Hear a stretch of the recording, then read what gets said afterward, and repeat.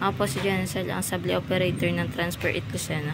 Ito po ay nagamit ng 6 na araw na may total na 5 meters. Ito po ang printer head ETIA. Ito po ay hindi pa po napapalitan. Ito po ang cupping na may 100% good condition pa po. Head din.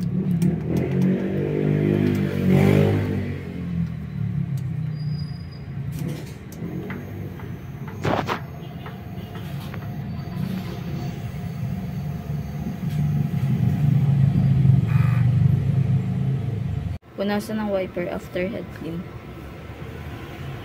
Nozzle test.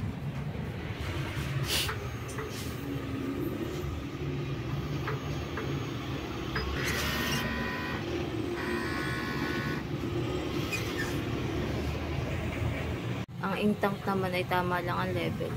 Ang waste tank ay nalinis kanina. Dito naman po nakalagay yung unused at used.